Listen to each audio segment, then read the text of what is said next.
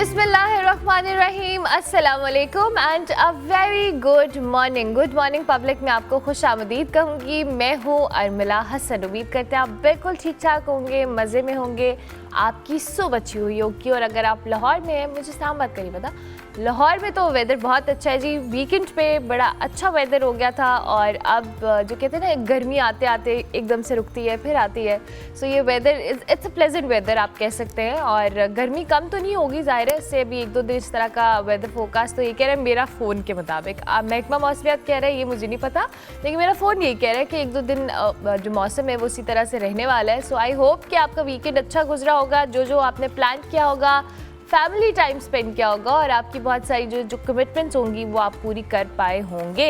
अच्छा जी, आपको पता है एज यूजुअल मंडे को सुबह सुबह हम बहुत सारी डिस्कशन इंपॉर्टेंट टॉपिक्स के ऊपर करते हैं। वीकेंड पे जो भी डेवलपमेंट होती है वो हम आपके साथ शेयर करते हैं कि जी क्या हो रहा है क्या नहीं हो रहा। लेकिन अभी जो एक बहुत इंपॉर्टेंट टॉपिक जिस पे हमने पिछले कई दिनों से बात भी हो रही है और सारी दुनिया की नज़रें इस जानिब लगी हुई हैं, भारत ने जी एक बार फिर अपनी जो कह लें जारियत है और इंतहा पसंदी है उसका मुजाहरा करते हुए जनूबी एशिया के जो खत्ते को कह लें उसके अमन को शदीद ख़तरे से दोचार कर दिया है। एक तरफ तो भारत जी 12 लाइन ऑफ कंट्रोल जिसे हम LOC कहते हैं उस पर सीज़ फायर की खिलाफवर्जी करते हुए फायरिंग कर रहा है, तो दूसरी तरफ जी आबी दहशतगर्दी की धमकियां भी दे रहा है। और सोर्सेज भी ये कह रहे हैं कि ये जो आबी दहशतगर्दी वाला मामला है जिसका सारा कहीं ना कहीं एक्सपर्ट्स और लोगों का ओपिनियन यही है कि ये सारा जो ड्रामा लड़चाया गया है वो कहीं ना कहीं इसको डायरेक्टली और डायरेक्टली इनडायरेक्टली इंटरलिंक्ड है। पाकिस्तान ने जी अक़वाम मुत्तहिदा की जो सलामती काउंसिल है उसका इजलास बुलाने की दरख्वास्त भी की है और भारत के जो गैर कानूनी और जारहाना इक़दाम हैं उसको आलमी सतह पर बेनकाब करने की भी कोशिश पाकिस्तान की पूरी जारी है। नायब वज़ीर आज़म और वज़ीर ख़ारिजा इसहाक़ डार साहब ने जी अक़वाम मुत्तहिदा में पाकिस्तान के जो मुस्तकिल मंदूबन को हिदायत की है कि भारत की जो इश्तिआल अंगेज़ी है और जो सिंध तास माहदे की खिलाफ वर्जियों से जो सलामती कौंसिल है उसको मुकम्मल तौर पर आगाह किया जाए और पाक भारत कशीदगी में कमी के लिए जी जो ईरानी वज़ीर ख़ारिजा है वो भी सरकारी दौरे पर इस्लामाबाद पहुँच गए हैं। ईरान ने जिस तरह से सालिसी के तौर पर अपनी जो सर्विसेज देने के हवाले से कहा है और जो रोल है देखते हैं किस हद तक मौसर साबित होता है और इंडिया क्या अपनी हठधर्मी पे कायम रहता है और ओवरऑल जो खित्ते की सूरत हाल है वो किस तरफ जाएगी। और इसके साथ साथ जी हम जहाँ पे बात कर रहे हैं ये छोटे छोटे इक़दाम हैं जो बारहा हमें देखने को सुनने को और इन सारे मामलात में मिल रहे हैं, क्योंकि ये तमाम इश्यूज़ वो हैं जिसको इंडिया बिला वजह हवा देने की कोशिश कर रहा है। और हमने देखा भी कि जो हमारे कौमी सलामती का इजलास हुआ जिसमें हमारे जो सियासी रहनुमा हैं तमाम तर पार्टियों की उनको ब्रीफिंग दी गई और उस ब्रीफिंग में तमाम तर अपनी तैयारी से भी आगाह किया गया। इस सारी सूरत हाल पे हम तज्जिया ले लेंगे। एयर कोमोडोर खालिद फारूक चिश्ती साहब हमारे साथ मौजूद हैं, उनको हम खुश आमदीद कहते हैं। सर अस्सलाम वालेकुम। वालेकुम सलाम। Thank you very much, good morning. आपका बहुत बहुत शुक्रिया, आप तशरीफ लाए। थैंक यू अमला, मुझे इनवाइट करने का शुक्रिया। सर ये जो सबसे पहले हम सिचुएशन की बात करें और हमने पिछले कई दिनों से देख रहे हैं कि जिस तरह से हर चीज़ को ट्रिगर किया जा रहा है फॉर नो रीज़न, एक ड्रामा रचाया गया उसमें पाकिस्तान को ज़िम्मेदार ठहराया गया, लेकिन अब मुसलसल चाहे वो LOC पे फायरिंग हो, सिंध तास माहदा हो, दीगर मामले हों, इन सबको इंडिया बहुत ज़्यादा प्रोवोक कर रहा है कि हम कोई रिटेलिएट करें। बहुत शुक्रिया। देखिए, बदकिस्मती इस पूरे ख़ित्ते की ये है कि इतना बड़ा मुल्क है हिंदुस्तान, सबकी मिला के तकरीबन 2 अरब आबादी बनती है जिसमें से 1.5 अरब तो सिर्फ तकरीबन 1.4 बिलियन जो है वो इंडिया की है। मैं आपके नाज़रीन के लिए एक छोटा सा कंपैरेटिव एनालिसिस करता चलूँ कि ये देखिए इतना बड़ा जो ख़ित्ता है जिसमें 25% दुनिया की पॉपुलेशन रहती है इस पूरे ख़ित्ते में, यानी 1/4 है हम पूरी दुनिया का, और सबसे ज़्यादा डिसजॉइंटेड या डिसइंटीग्रेटेड और सबसे ज़्यादा एतमाद की अगर कमी है तो इसी रीजन में है, यानी 25% दुनिया के लोग बड़ी बदएतमादी में रह रहे हैं। दुनिया भर ट्रेड करती है, आपस में ताल्लुकात रखती है, अपने पॉपुलेशन या आबादी की वेलफेयर के लिए काम करती है, तरक्की की बात करती है। लेकिन यहाँ ये है, कोई भी आप रीजन देख लें, अफ्रीका देख लें चलें और आसियान देख लें, आप यूरोप देख लें, नॉर्थ अमेरिका देख लें, सब आपस में ट्रेड करते हैं और सपोर्ट करते हैं। यहाँ बिल्कुल सपोर्ट तो छोड़ें, एनिमिटी का एनवायरनमेंट है और नेगेटिविटी है, और ख़ास तौर पे अनफॉर्चुनेटली जो सबसे बड़ा मुल्क है उसने लेके चलना होता है साथ। हिंदुस्तान इतना बड़ा मुल्क है, छोटे छोटे मुल्क जो इर्द गिर्द हैं, हम सार्क के जो लोग हैं निस्बतन उनको साथ लेके नहीं चलता। तो अब मैं ट्रेड की छोटी सी मिसाल दे देता हूँ जिससे आपको डिज़ाइन थोड़े से आइडिया हो जाएंगे।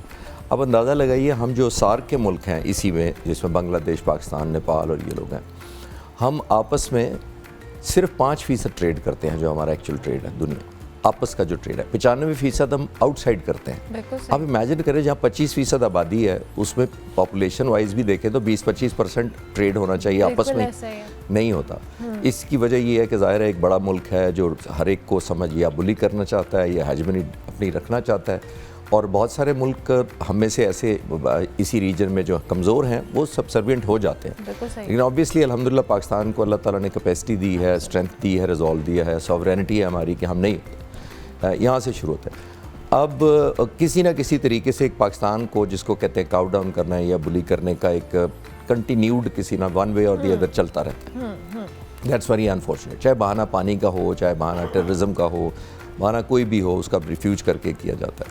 तो दैट्स सो अनफॉर्चुनेट। जैसे मैंने कहा कि अगर हम एक और आपको मैं एक फैक्ट ऐड करता चलूँ कि हम दुनिया जितनी ट्रेड करती है, हम पूरी दुनिया के ट्रेड में जो आपस में, यहाँ मैं ग्लोबल ट्रेड की बात कर रहा हूँ, हम उसका 0.000074% कंट्रीब्यूट करते हैं आपस में वर्ल्ड ट्रेड का।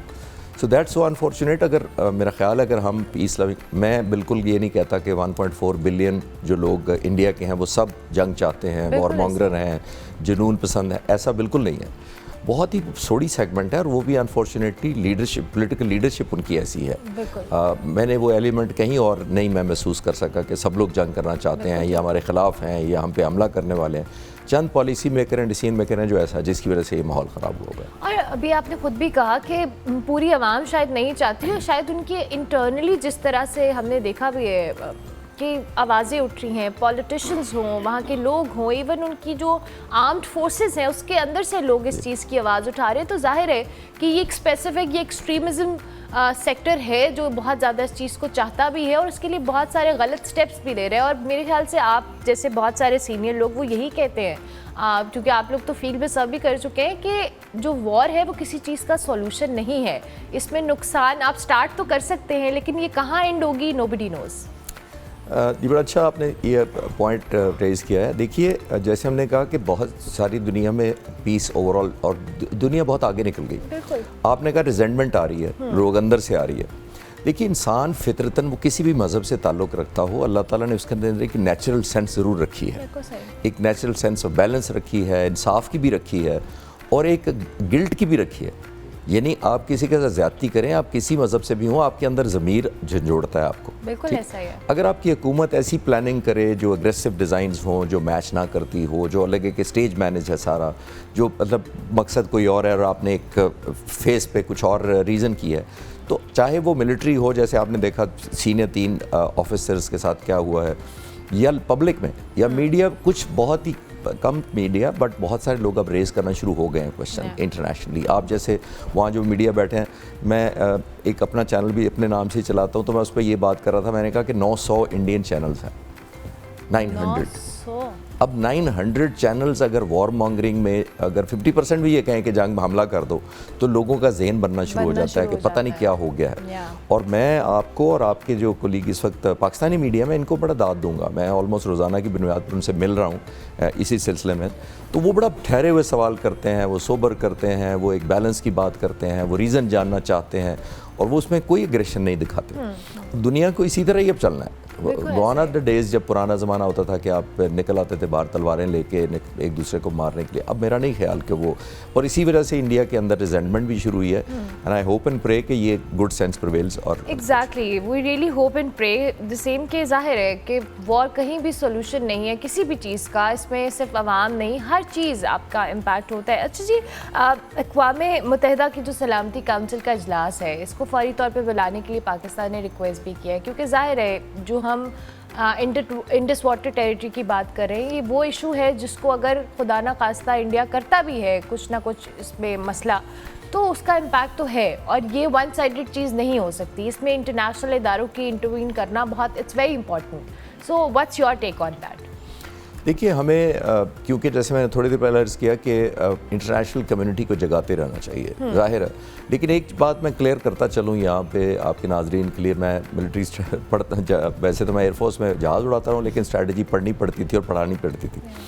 तो मैं आपको बता दूँ, दुनिया आपके पर्सनल फीलिंग पे या आपकी ख्वाहिशात पे आपके साथ सपोर्ट नहीं करती। You're so right. वो अपनी रेलेवेंस से करती है। Yeah. आपका कॉमन इंटरेस्ट उनके साथ क्या है तब आती है। वो हिंदुस्तान बड़ा मुल्क है, वो रेलेवेंस देखते हैं उनके साथ कितनी है, हमारे साथ कितनी है।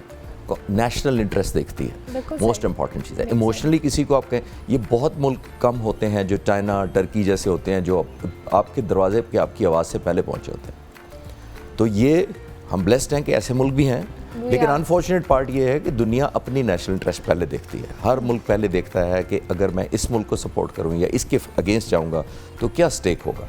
तो हमें लॉन्ग टर्म में अपने आप को इतना मजबूत करना है कि हम दुनिया के लिए रेलेवेंट हो जाएं। अक़वाम मुत्तहिदा आप जाएंगे, वो एक बयान पास कर देंगे, आप भी खुश होकर सेलिब्रेट करके हेडलाइन और टिकर चला देंगे कि अक़वाम मुत्तहिदा ने कहा। अक़वाम मुत्तहिदा कभी भी आउटराइटली, मेरा अपना मानना ये, कभी भी कंडेम नहीं करेगी। और पास्ट में भी सर कहाँ कंडेम किया है, कभी भी नहीं कंडेम करेगी। और वो कहेगी हमारी दोनों मुल्कों से दरख्वास्त है कि वो ऐसा ना करें, डी एस्केलेट करें। ये तो आप भी कह रही हैं, मैं भी कह रहा हूँ, अक़वाम मुत्तहिदा भी कह देगी। तो how does it matter? It does not matter. Matter तब करता है हम खुद इतने स्ट्रांग हों। अभी भी अल्हम्दुलिल्लाह मैं एयरफोर्स के पॉइंट ऑफ व्यू से रोज़ाना चैनल्स पे बात कर रहा हूँ, हम पाकिस्तान एयरफोर्स ने इस तरह एग्रेसिवली रिस्पॉन्ड किया है, तो जिसकी वजह से अब इंडिया सोचने में पड़ गया है कि is it worth it. Because देखें, जब भी आप बहुत स्ट्रांग खुद होते हैं मिलिटरीली, और ख़ास तौर पे मैं पाक फ़िज़ाइया की बात कर रहा हूँ, जब आप इतने स्ट्रांग होते हैं तभी दुश्मन डिटर हो सकता है या खौफज़दा हो सकता है। किसी और मुल्क पर अगर खुदा ना खासा ये छोटा मुल्क होता, कोई भूटान होता, कोई और मुल्क होता, उस पर हमला करते हुए 10 दफ़ा नहीं, एक दफ़ा नहीं सोचता ही ना हिंदुस्तान, नोइंगली कि there is no retaliation, there are no consequences. जब आप एक मुल्क को ये मैसेज दे देंगे कि तुम बड़े मुल्क हो, कोई शक नहीं है, बहुत बड़े हो, इकॉनमी बड़ी है, लेकिन अगर हमला करने की कोशिश की तो आपके लोग, आपकी मिलिट्री और आपका इमेज भी, उसकी शक्ल में आपने एक प्राइस खुद भी देनी है। तो आया तैयार हैं आप? इतना बड़ा मुल्क होने के बावजूद आपकी स्टेक भी ज़्यादा है, आपकी ईगो भी बड़ी है। बिल्कुल। तो आपने वो देखना होता है कि एक मुल्क जब इस तरह का करता है, आप खुद कितने तैयार हैं। पाक फ़िज़ाइया की तैयारियों से मैं आपको श्योर करा सकता हूँ कि हम बिल्कुल तैयार हैं। और हम सिर्फ ये नहीं है, मैं अक्सर लोगों से कहता हूँ कि मैसेज बॉर्डर पार दोस्तों को ये जाना चाहिए कि हम अपने आप को, हमेशा से आप लोग भी मीडिया से हमें कहते हैं हम दिफाई अफवाज हैं। अब पाकिस्तान एयरफोर्स दिफाई अफवाज नहीं है, by the way, let me make it clear. हम ऑफेंस कर सकते हैं और बहुत स्ट्रॉन्ग करेंगे। हमारे टारगेट्स क्लियर है, हमने पीस टाइम में ड्रॉ किए हुए हैं in the order of escalation. ये नहीं होता कि आप हमें हमला करेंगे, अच्छा हमारे नाक पे चोट लगी, हम सोचें अब हम क्या करें, आपके कान पे मारे या आँख पे मारे। हम ऐसा नहीं करते। पाक फ़िज़ाइया इस वक्त जिस स्टेट ऑफ रेडीनेस पे है, हम एब्सोल्यूट रिटेलिएटरी पहले नहीं ऑफेंस करेंगे, उसके लिए तैयार है।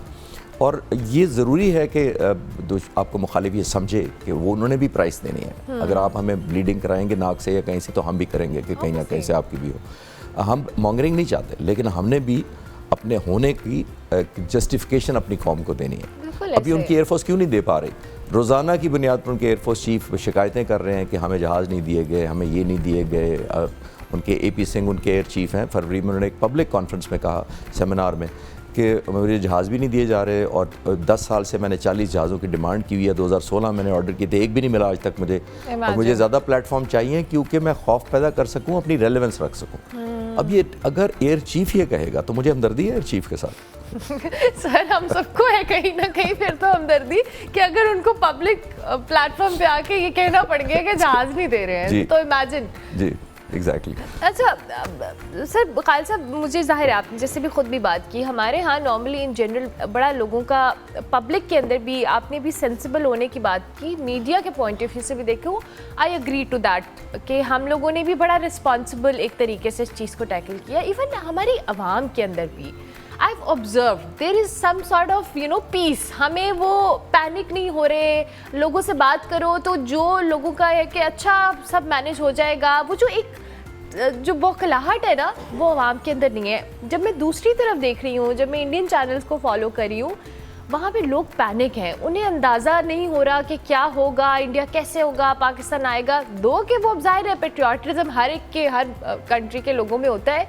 बट जो बौखलाहट मैंने देखी है वो मुझे पाकिस्तानियों में नहीं नज़र आई। मैं आपको एक लाइटर नोट पे एक इंसिडेंट सुना देता हूँ। ज़रूर। मैं यूनिवर्सिटीज़ में पढ़ाता हूँ इंक्लूडिंग लम्स। मैं एक यूनिवर्सिटी में गया, नॉट लम्स बट एक और यूनिवर्सिटी में तो मैं उसमें पढ़ा। एक दिन गया तो ये अभी 3-4 दिन पहले हालात बड़े ख़राब हो गए थे और लग रहा था कि जंग अभी लगी। बिल्कुल सही। तो उन स्टूडेंट्स के फाइनल एग्ज़ाम होने वाले हैं फाइनल ईयर के। तो मैं जब एंटर हुआ क्लास में तो उन्होंने कहा सर जंग का बताएं। तो मैंने कहा अभी क्यों पता? कहते नहीं सर, एक स्टूडेंट ने कहा, लड़की थी स्टूडेंट, उसने कहा सर ये बता दे, सिर्फ ये बता देना कि जंग लगी, हमारे एग्जाम कैंसिल हो जाएंगे ना। यार आई लाइक दिस स्पिरिट ना, ये आप सब छोड़े जंग लगी कि हम बच्चे। गुड यार, गुड। उन्होंने कहा सर इम्तिहान कैंसिल ना। तो मैं कह रहा ये चारों look at the mode. Sir आपने मीम्स नहीं देखी, आपने लोगों ने उसको सोशल मीडिया पे टैकल कैसे किया है, मतलब the way people were actually enjoying. मैंने एक दिन बैठ के प्रॉपर वो मीम्स को डिस्कस किया। मतलब मैं सोच रही थी कि हम कितनी क्रिटिकल, इतनी टेंस सिचुएशन है, but we are doing, but it's a part of our. तार साहब भी इस बात पे बड़े खुश हो रहे थे कि हमारे सोशल मीडिया के महाज पे लोग कैसे रिएक्ट कर रहे हैं। इन द एंड सर, हमारे प्लेटफॉर्म से आप कुछ भी कहना चाहें टू द पब्लिक? कुछ नहीं जी, सिंपल इंशाल्लाह ताला। मैं दोबारा ये थोड़ी देर पहले अर्ज़ किया था कि मैं अपने एज ए पाक फ़िज़ाइया के पुराने एसोसिएशन के साथ मैं अपने अफवाज in general but Pakistan air force की तरफ से इन पर्टिकुलर मैं कहना चाहूँगा कि इंशाल्लाह ताला हम पूरी उम्मीदों पे पूरे उतरेंगे कौम की। लेकिन हम इसके बावजूद नहीं चाहते कि हमारी आने वाली नस्लें इस एक बेवकूफ़ाना फ़ैसले की कीमत अदा करती रहें इंशाल्लाह। लेकिन अगर ऐसा हुआ तो हम ये भी नहीं चाहेंगे कि हमारी कौम नदामत में टाइम गुजारे। Thank you very much sir, बहुत शुक्रिया कि आप तशरीफ़ लाए। हमारे साथ air commodore retired Khalid Farooq Chishti साहब मौजूद थे जी, मौजूदा सूरत हाल पे अपना तज्ज़िया दे रहे थे। हम ब्रेक लेंगे, ब्रेक के बाद वापस आएंगे। आप देखते रहिए गुड मॉर्निंग पब्लिक।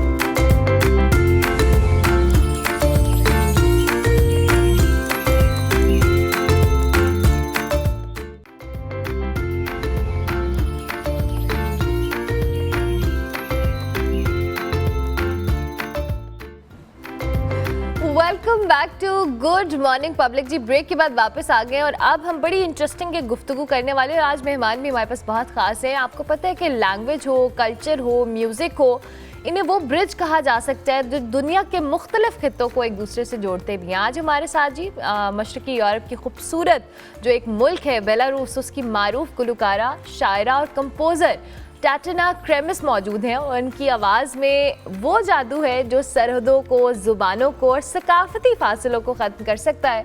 और इसके साथ साथ जी ये वहाँ से तो पढ़ी ही तालीम याफ्ता तो है ही ये बेलारूस से, लेकिन इसके साथ साथ ये 8 ज़बानों में गाना गा सकती हैं। और सबसे इंटरेस्टिंग बात यह है कि इन्होंने उर्दू में भी गाना गाया है। तो आज हम टैटिना से उनकी जो गुफ्तगू है उनसे वो भी करेंगे और साथ साथ उनसे कुछ पाकिस्तानी उर्दू में गाने भी सुनेंगे। So we are with Tatiana, thank you very much, good morning, welcome to Pakistan and welcome to Lahore. Good morning, Pakistan. Assalamu alaikum. Thank you for having me with you in the studio today. Well, I just arrived a couple of hours ago and I've been to Islamabad for 7 days and I really love staying in this country. Tatina, how did your journey with music begin? Was there a particular reason you started?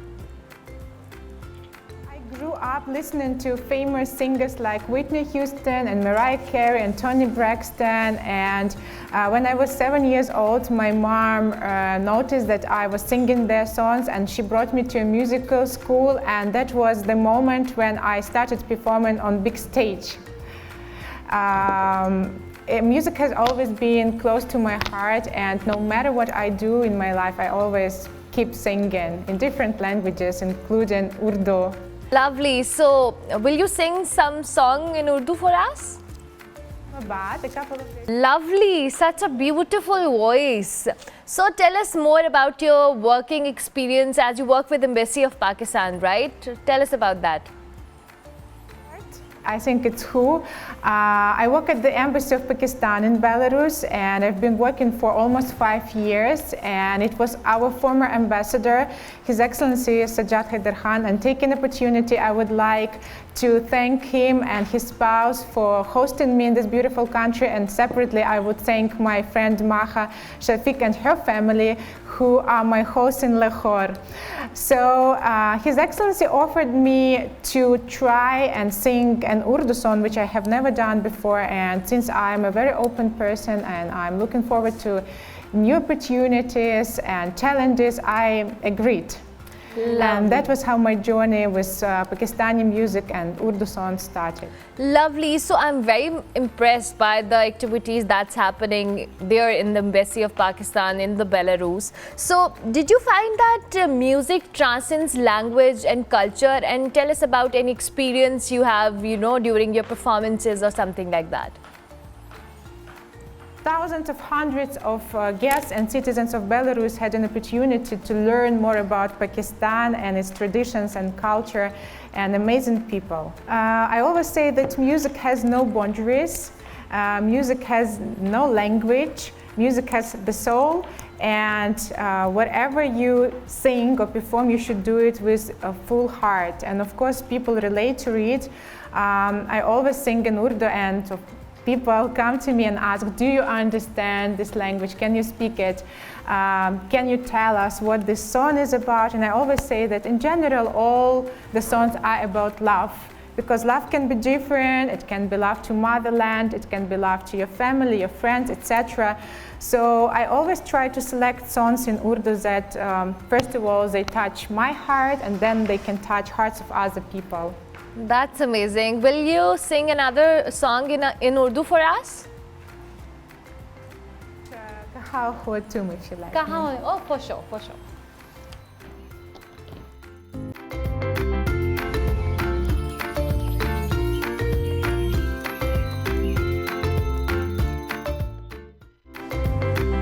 Welcome back to good morning public ji. Break के बाद वापस आ गए। अब हम इस्लामाबाद के हवाले से बात करेंगे। वैसे तो जब भी हम इस्लामाबाद का नाम सुनते हैं, बड़ा पुरसकून शहर, बहुत हमारा जो कह रहे ना खूबसूरत शहर हम इसको कहते हैं हमेशा से, लेकिन सिर्फ अब ये खूबसूरती के साथ साथ बहुत महफूज भी हो गया और दुनिया के महफूज तरीन शहरों में एक इसका शुमार होता है। आलमी इदारा जो नंबियो है उसकी 380 शहरों पर मुश्तमिल सेफ्टी इंडेक्स के मुताबिक जी इस्लामाबाद ने लंदन, न्यूयॉर्क, ओस्लो और सिडनी जैसे बड़े शहरों को पीछे छोड़ा है और Islamabad number world safety index में 93 नंबर पर है। और ये सिर्फ एक रैंकिंग नहीं है, बल्कि ऑब्वियसली इसके पीछे बड़ी एफर्ट्स हैं इदारों की, पुलिस फोर्स की, जो दिन रात आवाम के तहफ़्फ़ुज़ के लिए काम कर रही है। और हाल ही में जी इस्लामाबाद पुलिस ने अपनी काबिलियत का सबूत भी दिया और 3 साल जो अगवाशुदा बच्चा है उसको कम वक्त के अंदर कलील वक्त में बाजियाब कराया, उसको वालिदैन के हवाले किया, जिसके बाद सोशल मीडिया पे उसकी जो कह लें वीडियो आई, खूब वायरल हुई, लोगों ने बहुत अप्रिशिएट किया। लेकिन इसके साथ साथ ये सिर्फ एक वीडियो की बात नहीं है, जो जराइम की शरह में कमी है 20% और फिर जो वारदातें हैं उनकी रोकथाम, फिर मंशियात के ख़िलाफ़ जो एक बड़ी अवेयरनेस कैंपेन चलाई इन्होंने नशाब नहीं के नाम से, और वो इस्लामाबाद पुलिस बहुत डेडिकेटेड होकर काम कर रही है।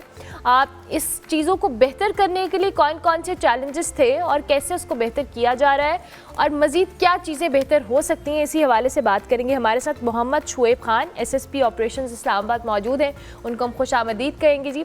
Thank you very much Shoaib Khan sahab कि आपने अर्ली इन द मॉर्निंग हमें ज्वाइन किया हमारे शो के अंदर। बड़ी अच्छी खबर है जी इस्लामाबाद को लेकर और डेफिनेटली इसके पीछे बहुत सारी डेडिकेशन, बहुत सारा हार्डवर्क रिक्वायर्ड होता है कि अब आप किसी शहर को महफूज तरीन शहरों में उसका शुमार हो रहा हो। हमें थोड़ा सा एक आइडिया दें, जो मैंने अभी स्टैटिस्टिक्स भी शेयर किए, इसमें आप क्या मज़ीद बेहतर हमें बता सकते हैं? बिस्मिल्लाहिर्रहमानिर्रहीम, thank you so much for inviting on the show. बिल्कुल जी, ये NMBU की आप सबके सामने एक जो उनका एक सर्वे है, उन्होंने एक रैंकिंग जारी की जिसमें इस्लामाबाद 93rd नंबर और पूरे मतलब टॉप 100 सेफ सिटीज़ के अंदर है और इसने सरपास किया many metropolitan cities all across the globe, जिसमें New York, Moscow, like Oslo, London, Sydney, Toronto, Barcelona और ये डिफरेंट जो टॉप नॉच किस्म के मेट्रोपॉलिटन सिटीज़ हैं। पाकिस्तान ने उसको सेफ, इस्लामाबाद ने उसको सेफ सिटी के इंडेक्स के अंदर उनको एक तो क्रॉस किया। दूसरा मैं आपको बताता हूँ, यूनाइटेड नेशन ने भी प्रीवियसली इस्लामाबाद को as a family station declare किया है और मतलब कि ऑल जब UN के जितने भी एम्प्लॉयज़ होते हैं, जब वो किसी भी कंट्री जब फैमिली स्टेशन डिक्लेयर करने का मतलब they can bring their families, तो उसमें ये सेफ्टी और ये सारा इंडेक्स जो है ये भी देखा जाता है इस्लामाबाद को। इसमें इस्लामाबाद पुलिस की ऑब्वियसली सबसे पहले credit goes to the government, जिन्होंने ऐसी एक टीम सेलेक्ट की। फिर उसके बाद हमारे जो IGP हैं अली नासिर रिजवी साहब, वो क्रेडिट गोज़ टू हिम। और जो उनके बाद उन्होंने जो ये सारी टीम हमारे जितने SSPs हैं, SSP CTD ऑपरेशंस इन्वेस्टिगेशन, हमारे DIG इस्लामाबाद, तो मैं आई वुड लव टू से कि Islamabad team remain very successful. अल्हम्दुलिल्लाह, अल्लाह का शुक्र है, हमने ऐसी स्ट्रैटेजीज अप्लाई की, ऐसी स्ट्रैटेजीज डिवाइस की, फिर मेक श्योर किया कि हम उनको इम्प्लीमेंट करें। देखिए एक बहुत सारे सिटीज़ और इस्लामाबाद में फ़र्क ये है ना कि आप सिटीज़ में क्राइम फाइट कर रहे हो, लेकिन इस्लामाबाद में आपकी सिक्योरिटी प्रोवाइड करना ऑल अक्रॉस द ईयर भी बहुत ज़्यादा मैटर करता है। लेकिन सारे dignitaries all across the globe through out the year Islamabad में आ रहे थे। आपकी नफरी की स्ट्रेंथ वही है, but with this same strength हमने PSL भी कराना है, हमने SC शंघाई का SCO भी करवाया, हमने ये अभी मिनरल्स की एक आया था, फिर उसके बाद ये ऑनलाइन डिजिटल ये जो इन्वेस्टमेंट है ये एक बहुत बड़ा, तो ये कंटिन्यूसली ये चीज़ें चलती रहती हैं। अभी ये मतलब इटालियन फॉरेन मिनिस्टर या कोई और ये विजिट्स आते रहते हैं, तो हमने पैरेलल सिक्योरिटी की ड्यूटीज़ देनी है। फिर अगर PSL टीम, अभी PSL दोबारा इस्लामाबाद आ गया, अभी दोबारा इस्लामाबाद आया, तो फिर टीम्स को सरीना में ठहराना, फिर सरीना से उसको रावलपिंडी स्टेडियम लेके जाना, फिर रावलपिंडी स्टेडियम से फिर वापस लेके जाना, तो इट्स एन हेक्टिक ड्यूटी।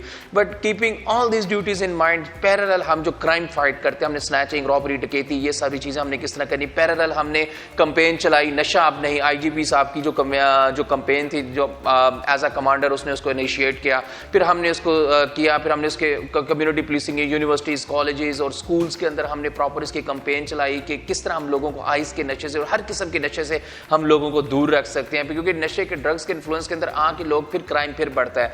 फिर पैरेलल हम लोगों ने ऑल क्रॉस जो पेरिफेरीज के अंदर जो रूरल एरियाज़ हैं, जो रूरल एरियाज़ के अंदर जो माफिया बैठा होता है, असला लेके बैठा हुआ, वेपन लेके बैठा हुआ, उसके ऊपर ऑल क्रॉस था, हमने सिटी में क्रैकडाउन स्टार्ट किया, उस असले को हमने कंट्रोल किया। देन हमें देखिए अब इस्लामाबाद के जो एडजेसेंट जो डिस्ट्रिक्ट्स हैं, लाइक रावलपिंडी हमारे साथ है, वाक एंड अटक हमारे साथ लग रहा है, फिर उसके बाद मरी हमारे साथ लग रहा है। ये जो एडजेसेंट डिस्ट्रिक्ट्स है ना, इन डिस्ट्रिक्ट्स को किस तरह हमने अपने साथ हमने, क्योंकि यहाँ से ये देखिए एक IGP रोड है जो रावलपिंडी को इस्लामाबाद से सेपरेट करती है। 3 सेकंड लेता है एक बंदा इस्लामाबाद में आता है, स्नैचिंग करता है, रॉबरी करता है, विद इन 3-4 सेकंड्स वो गेट बैक्स टू इस्लामाबाद। तो ये जो ब्रिजेस हैं, फिर हमने अपनी वो स्ट्रैटेजी वो डिवाइस की कि किस तरह इन ब्रिजेस को हम लोग कंट्रोल कर सकते हैं कि हमारे तरफ ज़्यादा मूवमेंट ना हो, हम इसको कंट्रोल कर सकें, चेक कर सकें। तो so different things, various kind of things जो थी इसके अंदर चीज़ें इसके अंदर आई। फिर उसके बाद सेफ सिटी का हमारा बहुत ज़्यादा रोल है। देखिए हमने सेफ सिटी के अंदर हंच लैब क्रिएट की, जिसकी वजह से हम प्रेडिक्टिव पुलिसिंग करते हैं। We are able to tell कि यार ये गैंग है, ये रॉबर है, ये डकैत है, ये कंटिन्यूसली इस साइड से आ रहे हैं, इनके ये एंट्री पॉइंट्स हैं, ये यहाँ पे आते हैं, इनका ये मोडस ऑपरेंडी है, यहाँ पे स्नैचिंग करते हैं, ये गो बैक। फिर हम उसका प्रॉपर एक पैटर्न बनाते हैं, क्राइम मैपिंग करते हैं, फिर उन इंटीग्रेट्स पे हम डिप्लॉयमेंट करते हैं, डिकॉय ऑपरेशंस लगाते हैं, फिर उसको इस तरह हमने लाइव, आप पिछले 1 साल का डाटा उठा लेना, आपने इस्लामाबाद की इतना लाइव इंटरसेप्शन जो है ना, जितना लाइव इनकाउंटर, लाइव इंटरसेप्शन, लोगों को रोकना, फिर पुलिस वालों को गोली लगना, पुलिस वालों का इंजर्ड होना, हमारे गाजी बने, फिर इसमें हमारे शोहदा भी हैं, फिर वो उनकी ये बुलेट प्रूफ जैकेट्स पहनते हैं, उन जैकेट्स की वजह से हमारी जो पुलिस है सेफ रहती है, महफूज रहती है। तो लाइव इनकाउंटर या लाइव इंटरसेप्शन का मतलब ये होता है कि यार अब पुलिस इतना एक्टिव खड़ी है, इतना एक्टिवली चीजों को परसू करी है, इतना एक्टिवली उसकी रोडों के ऊपर ग्रिप है कि वो टकरा जाते हैं हमारे साथ। अगर हम खड़े ही ना हो तो हम किस तरह किसी को लाइव इंटरसेप्ट करेंगे? बिल्कुल, I agree with that and definitely बहुत सारा हार्ड वर्क इसके पीछे रिक्वायर्ड है। जैसे आपने कहा कि मुख्तलिफ स्टेशंस पे, मुख्तलिफ जगहों पे एट ए टाइम बहुत सारी चीज़ों को केटर करना, एंड सिंस इस्लामाबाद इटसेल्फ एक बड़ी सेंसिटिव जगह है, जहाँ हम डिग्निटरीज की बात कर रहे हैं या एम्बेसीज की बात कर रहे हैं, एवरीथिंग इसमें पब्लिक कॉपरेशन, ऑब्वियसली जब आप इतना सारा कुछ मैनेज कर रहे होते हैं तो इसमें बहुत सारे चैलेंजेस पब्लिक के एंड से भी आ रहे होते हैं। हम एहतजाज, धरने, ये सारी चीज़ें भी देखते हैं at the same time Islamabad के अंदर चल रही हैं, उनको भी मैनेज करना। और आपको क्या चीज़ एज अ ऑफिसर फील होती है कि इसमें अगर हमें पब्लिक की थोड़ी और कॉपरेशन मिल जाए या पब्लिक को अवेयरनेस हो जाए तो हम इस तरह से मज़ीद इसको बेहतर कर सकें? हम इसमें ना बहुत ज़्यादा कोशिश होती है मेरी भी। देखिए हम जो पुलिस होती है ना, पुलिस बेसिकली देखती आवाम की आंख से, हम लोगों की नज़र से देखते हैं। तो हमें एक चीज़ जो इस्लामाबाद में थोड़ा सा जो फील होता है कि लाइक इंफॉर्मेशन का फ्लो बहुत कम है हमारे तक। लोग आए, मैं एज एन SSP ऑपरेशंस यहाँ पे काम कर रहा हूँ, मेरा ऑफिस है, मेरे ऑफिस में आए, मुझे बताएं कि यार भाई यहाँ पे ये मंशात है, लाइक यहाँ पे ये इस तरह के लोग रहने हैं, इस तरह लेंगे, तो फिर वो हम लोग उसको प्रॉपर उसको सर्च करते हैं, उसको वेरीफाई करते हैं, उसके ऊपर हम लोग काम करते हैं। फिर उसके बाद जो पब्लिक है, पब्लिक के साथ जो हमारा जो एक गैप होता है उसको भरपूर हम लोग कोशिश कर रहे थे कि उसको हम ब्रिज करें, थ्रू कम्युनिटी पुलिसिंग ब्रिज करें, थ्रू कुली कचहरियाँ जाएँ, बार बार रैंडम भी, कभी मैं किसी एक इलाके में कचहरी कर रहा हूँ तो शाम को कभी दूसरे इलाके में जा रहा हूँ तो कभी तीसरे इलाके में जा रहा हूँ, तो सिर्फ और सिर्फ इसीलिए कि लोगों तक मेरी डायरेक्ट एक्सेस हो, लोग मुझे जान सकें, पहचान सकें, हमारी पुलिस को पहचान सके, ताकि जो मिसअंडरस्टैंडिंग्स हैं, आपस के जो गैप हैं, वो सारे हम ब्रिज कर सकें, बिल्कुल हम यूनाइट हो सके, इकट्ठे हो सके, मैं एप्लीकेशंस डायरेक्ट सुन सकूं। अगर उसको इस थाने से इंसाफ नहीं मिलता, डीएसपी के ऑफिस से नहीं मिलता, एसपी के ऑफिस से नहीं मिलता, तो वो मेरे पास आए, मेरे से नहीं मिलता, डीआईजी के पास जाए, आईजी के पास जाए, द कंप्लीट कांस्टेबल से लेके आईजी तक, everybody is available here in Islamabad. And मैं आपको क्वाइट में बता सकूं, जिस लेवल पे, जिस स्पीड के ऊपर, अल्लाह ताला का शुक्र है इस्लामाबाद, और जिस प्रोफेशनलिज्म के साथ इस्लामाबाद की पुलिस इस टाइम राइट नाउ काम करे, और जिस यूनिटी के साथ एज एन इस्लामाबाद टीम हम लोग काम कर रहे हैं, तो ये सारा उसी का नतीजा है कि किस तरह इस आईजीपी अली नासिर रिजवी साहब ने किस तरह हमें किस तरह कमांड के अंदर सब कुछ तमाम एसएसपीज को जोड़ के रखा हुआ है, किस तरह वो सुपरवाइज कर रहे हैं, किस लेवल की वो मीटिंग्स कर रहे हैं, दिन रात के लेट नाइट, और पुलिस जाग रही होती है और काम कर रही है, और इसी वजह से ये सेफ्टी है। और ये देखिए, ये जो ये हायरार्की बनी, ये पुलिस ने क्रिएट नहीं की या पुलिस ने जनरेट नहीं की, this is something comes from the international forum, और वो उस पर बड़ी ऑथेंटिसिटी, उसमें बहुत सारे फैक्टर्स वो लोग देख रहे होते, ऑल अक्रॉस द ग्लोब देख रहे होते, टॉप नॉच किस्म के मेट्रोपॉलिटन सिटीज को क्रॉस करके, और I am very happy, very excited, अल्हम्दुलिल्लाह का शुक्र है कि इस्लामाबाद पुलिस करे कि आप ये इसको सस्टेन भी करें, और आप लोगों की जितने चैलेंजेस हैं आवाम भी इसमें आपको हेल्प करे। Thank you very much Mohammad Shoaib Khan साहब, एसएसपी ऑपरेशंस इस्लामाबाद हमारे साथ मौजूद थे जी। और इस्लामाबाद को ये एजाज़ मिला है कि इसने बहुत दुनिया के बड़े शहरों के साथ साथ इसने स्टैंड आउट किया है सिक्योरिटी या सेफ्टी के एतबार से, और डेफिनेटली हमारा दारुल हुकूमत है, हमारा बड़ा प्यारा शहर है Islamabad, and we really hope कि ये चीज़ सस्टेन हो और इसी तरह से सिटीजन्स के लिए इसी तरह सेफ रहे। ब्रेक लेंगे, ब्रेक के बाद वापस आएंगे।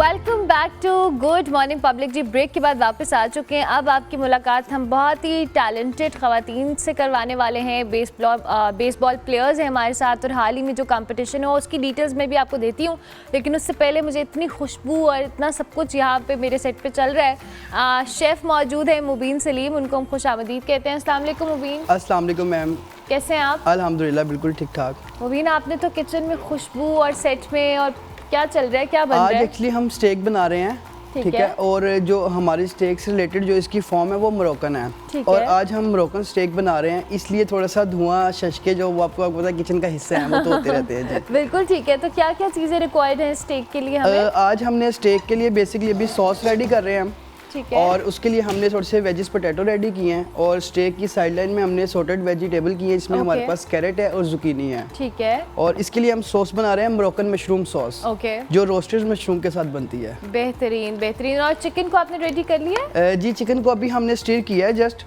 ठीक है, स्टेक को स्टीर किया है, अभी हम इसको रेडी कर रहे हैं, मजीद साथ साथ मीनवाइल हम इसे रेडी करते रहेंगे। आप इसको तैयार करें, हम आपसे दोबारा भी जानते हैं जी। और अब हम बात करेंगे कुछ पाकिस्तानी ख़वातीन की, जिन्होंने एक बार फिर आलमी खेलों में अपनी सलाहियतों का लोहा मनवाया है, बड़ी कामयाबी समेटी है जी। विमेन एशिया कप क्वालिफायर्स 2025 में पाकिस्तान की जो विमेन बेसबॉल टीम है उसने बड़ी शानदार कारकर्दगी का मुजाहरा किया और पहली बार हिस्ट्री में ब्रॉन्ज मेडल अपने नाम किया है। थाईलैंड में ये हुआ कंपटीशन जी, और पाकिस्तान ने मेज़बान टीम को 5-1 से शिकस्त दी। ना सिर्फ मेडल जीता बल्कि एशियन विमेन बेसबॉल चैम्पियनशिप 2025 के लिए भी क्वालिफाई कर लिया, जो इस साल अक्टूबर में चाइना में खेली जाएगी। और इस जीत के बारे में और इसके साथ साथ जो हमारी बेसबॉल टीम है ख़वातीन की, वो किस तरह से अपनी ट्रेनिंग्स और अपनी तैयारी कर रही है, इस पे आज हम बात करेंगे। हमारे साथ जो गेस्ट मौजूद है, सबसे पहले तो मैं तारुफ करवाऊंगी, सैयद फ़खर अली शाह साहब हमारे साथ मौजूद हैं, सेक्रेटरी जनरल हैं बेसबॉल फेडरेशन के, उनको हम खुशामदीद कहते हैं, बहुत शुक्रिया आपका जी। इसके साथ साथ मौज़म खान साहब मौजूद हैं, एग्जीक्यूटिव डायरेक्टर हैं हैं बेसबॉल फेडरेशन पाकिस्तान के, उनको भी हम खुशामदीद कहते हैं। और साथ साथ हमारी हीरोज़ हमारे साथ मौजूद हैं, आयशा सिद्दीक़ा हमारे साथ मौजूद हैं। अस्सलाम वालेकुम आयशा। और इसके साथ साथ सादिया बीबी हमारे साथ मौजूद हैं जो कि हरीपुर से हमें ज्वाइन कर रही हैं। इसके साथ साथ हमारे साथ शाजिया जावेद मौजूद हैं, उनको भी हम खुशामदीद कहेंगे। ये हमें इस्लामाबाद से ज्वाइन कर रही हैं। आप सब मेहमानों का बहुत बहुत शुक्रिया, थैंक यू वेरी मच। और सबसे पहले तो तीनों ख़वातीन को और मैनेजमेंट को भी डेफिनेटली बहुत बहुत मुबारकबाद जी कि आप लोगों ने इतनी ज़बरदस्त कंपटीशन में पार्टिसिपेट किया और लिया। मैं थोड़ा सा मौज़म खान साहब आपसे गुफ्तगू का आगाज़ करती हूँ। जैसे अभी हम इस अचीवमेंट की बात करें, थोड़ा सा हमें इस चैम्पियनशिप के हवाले से बताएं जो हमारी बच्चियों ने खेली है। इस चैम्पियनशिप के हवाले से मैं यही कहूँगा कि ये हमारे लिए एक बहुत इम्पोर्टेंट टूर्नामेंट था, क्योंकि एशिया कप के लिए जो है, क्योंकि इसके बगैर हम एशियन चैम्पियनशिप खेल ही नहीं सकते थे। तो अल्हम्दुलिल्लाह जो है वो मैं पूरी टीम को, मैनेजमेंट को, प्रेसिडेंट को, फ़खर अली शाह साहब को और ऑल द जो फीमेल जो प्लेयर्स हैं उनको इसका क्रेडिट दूंगा कि उन्होंने बड़ी एफ़र्ट और मेहनत की और वहाँ जाके हमारी तवक्कुआत से बढ़ के जो है वो इन्होंने परफॉर्म किया। डेफिनेटली। तो आयशा, आपने तवक्कुआत से बहुत अच्छा परफॉर्म किया, लेकिन हमें आपसे हमेशा से बड़ी अच्छी तवक्कुआत हैं आप सब ख़वातीन से। कैसा लग रहा है जीत के? फ़र्स्ट ऑफ़ ऑल तो बहुत अच्छा लग रहा है, क्योंकि हिस्ट्री में ऐसा हुआ है कि पाकिस्तान ब्रोंज़ मेडल जीता है। तो डेफिनेटली टीम का और कोचेज़ का जो मोराल है बहुत हाई है और इंशाल्लाह हमारी यही कोशिश है जो अब हम अपनी प्रैक्टिस इसी तरह इसी जज्बे से जारी रखें, ताकि जो हमारा एशिया कप नेक्स्ट आ रहा है चाइना के लिए, उसमें हम अच्छी परफॉर्म करें और पाकिस्तान के लिए मज़ीद जो है अच्छी परफॉर्मेंस करके मेडल्स लेके इंशाल्लाह। इंशाल्लाह। फ़खर अली शाह साहब, आप हमें थोड़ा सा बताएं, तैयारी जब हमारी बच्चियों ने की है और खेला है, जाकर इंटरनेशनली कम्पीट करना, इससे बड़ा प्रेशर होता है। जी जी, प्रेशर था, लेकिन क्योंकि हमारी बच्चों की हमने तैयारी बहुत अच्छी कराई थी। गुजरांवाला कैंट के अंदर हमने जनवरी के एंड पे नेशनल चैम्पियनशिप कराई थी, जिसके अंदर चारों प्रोविंस की टीम थी, कैपिटल इस्लामाबाद की और आर्मी, वापडा, पुलिस और HEC की टीम थी। उसमें से हमने ये बेस्ट बच्चियाँ तैयार की और उनको लेके गए यहाँ FC कॉलेज में, उनकी ट्रेनिंग करवाई, अमेरिकन कोच को बुलाया हुआ था। तो हमें यकीन था कि मेडल ज़रूर आएगा। अब हम जो मैच हारे भी हैं ना, वो हम हारे हैं तकरीबन जो जिसने गोल्ड लिया वो 5-6, उसके साथ जो हमारा पूल मैच था वो 5-6 था। हम थाईलैंड से ब्रॉन्ज जीते हैं, लेकिन पूल मैच में हम 8-1 से इनसे हार गए थे। ये लड़कियों ने एक अपसेट किया है और वी फील कि पाकिस्तान में टैलेंट बहुत है। जिस तरह मॉर्निंग शो जो आपके हम पब्लिक न्यूज़ पे आए, हम समझते हैं कि आपने पहली बार सारी बच्चियों को और हमें बुलाया है और पाकिस्तान की बच्चियों को पता चलेगा ये इतना टैलेंट यहाँ मौजूद है। डेफिनेटली। और हरीपुर से हमारे साथ सादिया भी मौजूद हैं और शाजिया भी हमें इस्लामाबाद से ज्वाइन कर रही हैं। सादिया, आप पहले अपना बताएं, कैसा लगा इतना इंटरनेशनली कम्पीट करना, मेडल जीतना? और अभी आयशा में बताई थी कि हिस्ट्री में पहली बार हुआ है कि कोई ब्रॉन्ज मेडल हमने जीता है। So how do you feel? Sadia, आपको आवाज़ आ रही है? चलिए शाजिया, मैं आपसे ये सवाल करती हूँ जो मैंने भी सादिया से किया, हम दोबारा रब्ता करने की कोशिश करें। शाजिया, आपको कैसा लग रहा है? इंटरनेशनल मुकाबले में पार्टिसिपेट किया, खेला, जीता? जी अल्हम्दुलिल्लाह बहुत अच्छा लगा, क्योंकि पाकिस्तान की नुमाइंदगी करना, पाकिस्तान का नाम पूरे वर्ल्ड में जाके रोशन करना है एज ए फ़ीमेल बहुत बड़ी अचीवमेंट है। ये पाकिस्तान बेसबॉल फेडरेशन के लिए और पूरे पाकिस्तान के लिए अल्हम्दुलिल्लाह बाइस फ़ख्र है ये चीज़ कि हमें ये चांस मिला और हमने इस पे अपनी बेस्ट एफ़र्ट्स की। और अल्हम्दुलिल्लाह पाकिस्तान की हिस्ट्री में पहली दफ़ा बेसबॉल का वुमेंस का पहला मेडल पाकिस्तान में आया, पहली ट्रॉफ़ी आई, तो इसमें एक हिस्टोरिक मोमेंट क्रिएट हुआ है और मैं अल्हम्दुलिल्लाह उस टीम का पार्ट बनी हूँ। बहुत खुशी है इस बात की। मुख्तलिफ़ शहरों से, मुख्तलिफ़ जगहों से आप सब कहीं ना कहीं इस टीम का हिस्सा हैं। तो सादिया, आपको मेरी आवाज़ आ रही है? जी जी बिल्कुल। सादिया, मुझे आप बताएं, आपको कितनी खुशी हुई, एक्साइटमेंट हुई, कंपटीशन कैसा था, मैच कैसा था जिसमें आप लोगों ने खेला? सबसे पहले तो खुशी का मोल नहीं है कितना हम तारीख एक रकम हो गई है बेसबॉल टीम की। बहुत एक्साइटेड है हम इस चीज़ को लेकर, हमारा जो है और हम थोड़ा सा अपने फ़ोन या लैपटॉप के करीब होकर बात करें ताकि आपकी ऑडियो डिस्टर्ब ना हो। हाँ जी, अब बोलें आप। Please, thank you. इस बहुत ज़्यादा खुश हैं और नेक्स्ट चैम्पियनशिप है, एशिया कप है, उसके लिए हम जी जो थोड़ी बहुत कमी रह गई है उस चीज़ को पूरा करने की कोशिश करेंगे। नेक्स्ट टूर्नामेंट में भी अपने पाकिस्तान के हम लोग कोशिश करेंगे कि गोल्ड मेडल लेकर आएँ। इंशाल्लाह इंशाल्लाह। तो सादिया मुझे ये बताएं कि जाहिर है जब आपके ट्रेनिंग कैंप्स होते हैं तब तो आप लोग ट्रैवल करते हैं, लेकिन अब इंसान की अपनी पर्सनल फिटनेस होती है जो स्पोर्ट के लिए रिक्वायर होती है। तो आप हरीपुर में रहती हैं, वहाँ पर आप जब खेलती हैं किस तरह से आप प्रैक्टिस करती हैं? जी मैं ट्रेनिंग यहाँ पे भी अपना रखते हैं हम लोग जारी, ग्राउंड वगैरह क्लब वगैरह में जाके रखते हैं ताकि हमें नेक्स्ट कोई इस तरह की चैंपियनशिप या बेसबॉल फेडरेशन के अंदर उसके हमें कोई मुश्किल पेश ना आए, इस चीज़ को हम लोग कंटिन्यू रखते हैं। That's amazing. शाजिया आप थोड़ा सा हमें बताएं आपकी ट्रेनिंग प्रैक्टिस कैसी चल रही है, कैसे करते हैं आप लोग, और जब आपके कैंप्स लगते हैं तब तो आप on and off I guess travel करते ही हैं। बिल्कुल, हमारी ट्रेनिंग के लिए ये कि पाकिस्तान स्पोर्ट्स बोर्ड के अंदर कोई ना कोई कैंप लगा हुआ होता है, या फिर उसके अलावा अगर कैंप ना हो तो मैं GHQ में जाके आर्मी की टीम के साथ ट्रेनिंग करती हूँ। तो वहाँ पे ये है कि हर टाइम इंटरेस्ट रहने का मौका मिलता रहता है कि अपनी गेम को इम्प्रूव करने के लिए चांस मिलता रहता है। लेकिन जब कोई इवेंट आता है तो उसके पेश नज़र फिर हमारा डेफिनेटली कैंप लगता है, कभी वो इस्लामाबाद में होता है, कभी लाहौर में होता है, तो उसके लिए हमें ट्रैवल करना होता है। तो उसमें भी बड़ी लर्निंग होती है, स्पेशली तौर पे पाकिस्तान बेसबॉल फेडरेशन की तरफ से हमें जो अमेरिकन कोचेज़ या इंटरनेशनल कोचेज़ प्रोवाइड किए जाते हैं जो कि हमारी गेम को टेक्निकली और बायोमैकेनिक्स पे काम करवा के वो बहुत ज़्यादा इम्प्रूव करवाने की कोशिश करते हैं। तो ये उसी का ही नतीजा था। अभी ये जो हम एशिया कप जीत कर आए उसमें भी अमेरिकन कोचेज़ के साथ हमारी ट्रेनिंग का सेशन रहा है तकरीबन 10 to 15 डेज़ का। तो बहुत ज़्यादा लर्निंग हुई है हमारी उसमें, और उसके बाद हम अल्हम्दुलिल्लाह इस बात के लिए बड़े कॉन्फिडेंट हो गए हैं कि अब इंशाल्लाह एशियन चैम्पियनशिप के लिए तो क्वालिफाई कर लिया है।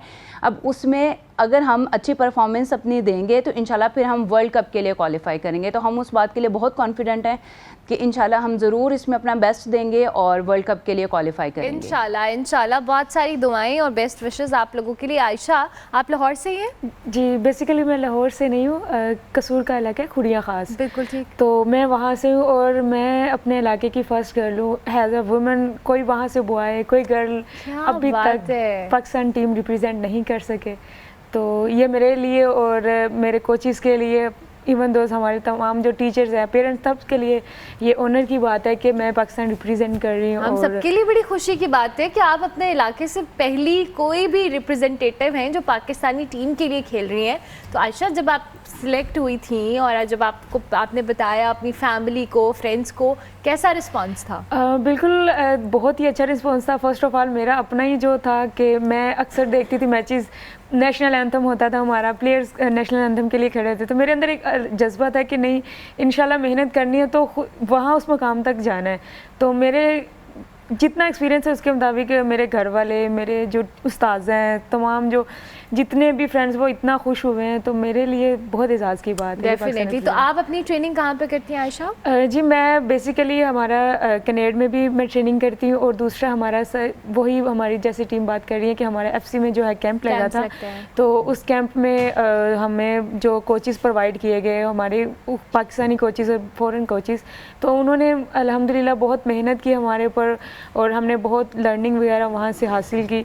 तो वो सब मद्देनज़र रखने के बाद हमने वो जो अपने मैचेस में है इन अपने आप को इन किया और वो सब चीज़ें नज़र रखते हुए हमने परफॉर्म किया। तो अल्हम्दुलिल्लाह हम लोग, क्या बात है, we are so proud of you girls. बहुत अच्छा लग रहा है आप लोगों से बात करके। फ़खर साहब ये जिस तरह से भी बात करी आयशा, अभी मुख्तलिफ शहरों से देखें ना, एक हरीपुर से हैं, एक इस्लामाबाद से हैं, एक कसूर के इलाके से हैं, इसी तरह ज़ाहिर टीम में और भी मुख्तलिफ रिप्रेजेंटेटिव्स होंगे।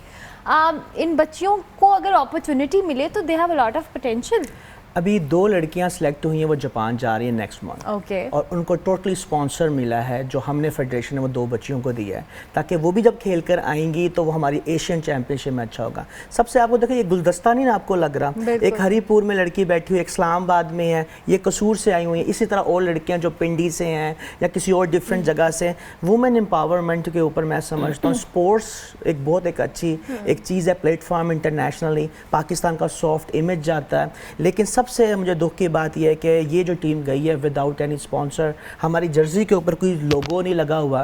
पाकिस्तानी जो कंपनी ऑनर्स हैं या प्राइवेट सेक्टर है, उनको आना चाहिए, हॉकी को स्पॉन्सर करें, पाकिस्तान की वॉलीबॉल को करें, बेसबॉल को करें। Government can't afford the whole trips. तो इसमें अभी गवर्नमेंट का कोई नहीं रहा रोल। अभी देखिए तो अभी मेंस टीम्स के ऊपर वर्कआउट हो रहा है, तो वुमेन को तो एक किस्म के निगलेक्टेड चाइल्ड है या स्टेप चाइल्ड है, जो मैं समझता हूँ जो पाकिस्तान में एक स्ट्रेंथ है as compare to develop country America Canada हो, तो उनकी बच्चियाँ अपना बिल्कुल ही फुली स्पॉन्सर्स कर लेती हैं, उनके पास स्पॉन्सर अवेलेबल। तो गवर्नमेंट ना भी करे, प्राइवेट सेक्टर करता है। पाकिस्तान में प्राइवेट सेक्टर बहुत पीछे है, मे बी क्योंकि यहाँ पे टैक्स रिबेट नहीं आती। अमेरिका के अंदर अप्रैल के अंदर जिस कंपनी ने अगर 3 लाख रुपया या 4 लाख रुपया किसी टीम या खिलाड़ी को दिया है, वो नेक्स्ट ईयर कहता है मैंने इस खिलाड़ी को अपने या टाउन के किसी बच्चे को दिया, वो अगर उसका टैक्स 10 लाख बना है, वो कहेंगे 7 दे दें, 3 आपका वो डेवलप। तो ये कम्युनिटी के अंदर रोल होता है। पाकिस्तान के अंदर कम्युनिटी के अंदर सपोर्ट नहीं है।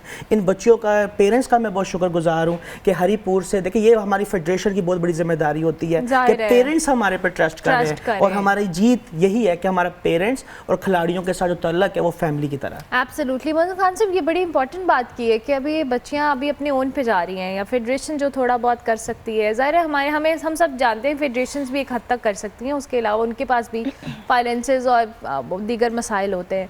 तो कितना इंपॉर्टेंट है इनको ओन करना, चाहे वो हुकूमत करे, प्राइवेट सेक्टर करे, ताकि इनको अपॉर्चुनिटीज़ मज़ीद मिलें कि साल में एक टूर्नामेंट जहाँ खेलती हैं 10 खेलें जाकर। जी बिल्कुल बजा फरमाया आपने। और मैं समझता हूँ कि अगर टेक्निकली देखा जाए तो वुमेन एम्पावरमेंट के लिए जिस तरह से इनिशिएट वज़ीर आला पंजाब मरीम नवाज़ ले रही हैं इनिशिएट, तो मैं समझता हूँ कि स्पेशली मैं एक्सपेक्ट कर रहा हूँ कि इस टेन्योर में जो है फ़ीमेल के लिए जो है वो ज़्यादा से ज़्यादा अपॉर्चुनिटी प्रोवाइड की जाएंगी, क्योंकि अल्हम्दुलिल्लाह जहाँ हमारे मेल प्लेयर जो है वो डिफरेंट स्पोर्ट्स में बहुत अच्छे हैं, तो फ़ीमेल जो है वो किसी भी मरहले में कम नहीं। वो जो छोटी सी बात है, वो कहते हैं ज़रा नम हो तो ये मिट्टी बड़ी ज़रखेज़ है साफ़ी। तो अल्हम्दुलिल्लाह हमारे के जो है वो ख़ास तौर पर मैं समझता हूँ कि बेसबॉल में जो फ़ीमेल का है वो बहुत ज़्यादा, क्योंकि ये जो बेसबॉल है ये बड़ा क्लोज टू द क्रिकेट के साथ इसका वो कम्बिनेशन बनता है, और अक्सर जो है वो बच्चे और बच्चियां जो है वो बेसबॉल से जो है वो क्रिकेट की तरफ जाते हैं। बिल्कुल सही। बेस जो है वो बेसबॉल ही है।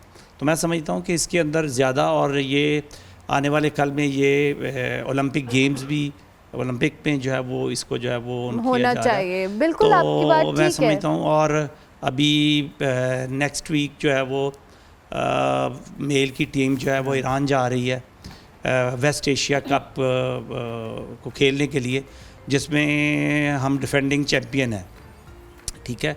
तो इंशाल्लाह उम्मीद बड़ी है कि वो भी हम जो है वो अल्लाह करे जी ऐसा ही हो। अच्छा इंशाल्लाह। सादिया, आप मुझे बताएं कि जैसे बेसबॉल में आप अभी माशाल्लाह टीम का हिस्सा हैं, तो आपको शौक़ कैसे हुआ, किसको देखा, मतलब किससे इंस्पिरेशन ली? कोई घर में खेलता था, फैमिली, फ्रेंड्स, क्या आपने सोचा कि मैंने भी बेसबॉल खेलना है?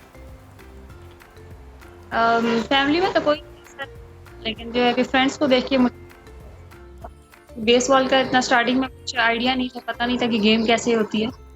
और फ्रेंड्स के साथ मैं गई, बेसिकली मेरा ताल्लुक जो है वो पाक डिपार्टमेंट से है, तो वहाँ से मैं खेलती, वहाँ गई, मैंने ट्रायल वगैरह दी, तो गेम वगैरह अच्छी लगी मेरी, वहाँ से मैंने अपना बेस थोड़ा सा प्रोफेशनल स्टार्ट किया। That's amazing, thank you very much ji, all of you. बहुत शुक्रिया आपका, शाजिया आपका भी बहुत शुक्रिया, सादिया आपका भी बहुत शुक्रिया, Ayesha, Fakhar sahab, Mauzam sahab, and we are so proud of you. अल्लाह ताला आपको इसी तरह से कामयाबियाँ दे और आप लोगों को अपॉर्चुनिटीज़ भी दे। और ये जो स्पॉन्सरशिप का मामला है, मैं अपने प्लेटफॉर्म से हमेशा जब भी कोई यहाँ पर ख़वातीन हो या कोई भी प्लेयर आता है, मैं रिक्वेस्ट करती हूँ प्राइवेट सेक्टर से भी और गवर्नमेंट से भी कि प्लीज़ इनको ओन करें। अगर प्राइवेट सेक्टर किसी एक प्लेयर या 2 प्लेयर को ओन करके उसको स्पॉन्सर स्पॉन्सर कर देगा, शायद आपके लिए इतनी बड़ी बात नहीं होगी, उस प्लेयर का करियर बन सकता है, उसकी लाइफ बन सकती है, उसका जो ख्वाब है वो पूरा हो सकता है। सो प्राइवेट सेक्टर हो या गवर्नमेंट सेक्टर हो, दोनों को मिल के काम करना है, इन प्लेयर्स को ओन करें। ये आपके लिए खेलते हैं, मुल्क के लिए खेलते हैं, और इससे अच्छी बात और क्या हो सकती है। प्रोग्राम का वक्त जी ख़त्म हुआ, इंशाल्लाह मेरी आपसे मुलाकात होगी कल, लेकिन जाते जाते हमारी जो स्टेक की प्रेजेंटेशन है वो हम आपको दिखा देते हैं। और ये स्टेक बिल्कुल रेडी हो चुकी है। जी बिल्कुल मैडम, बिल्कुल रेडी हो चुकी है। और अब आप रेडी टू थोड़ा सर्व सा है। इसको बिल्कुल बेहतरीन बेहतरीन। अरोमा जो है इसका बहुत ही ब्यूटीफुल सा आ रहा है। और मुझे तो यहाँ तक आ रहा है, मैं तो बहुत मुश्किल से यहाँ बैठ के शो किया लेकिन अब आप इस पे सॉस करने वाले हैं। It's Moroccan sauce, right? जी बिल्कुल, ये है हमारी रोस्टेड मोरक्कन है, इसका फ्लेवर जो है ना वही इसकी पहचान है। बेहतरीन। चलें, थैंक यू वेरी मच मुबीन साहब, आपका भी बहुत Thank you शुक्रिया। so much, ma'am। और ये फाइनल प्रेजेंटेशन आपने देख ली। मेरी आपसे मुलाकात होगी अब कल, तब तक के लिए अल्लाह हाफ़िज़।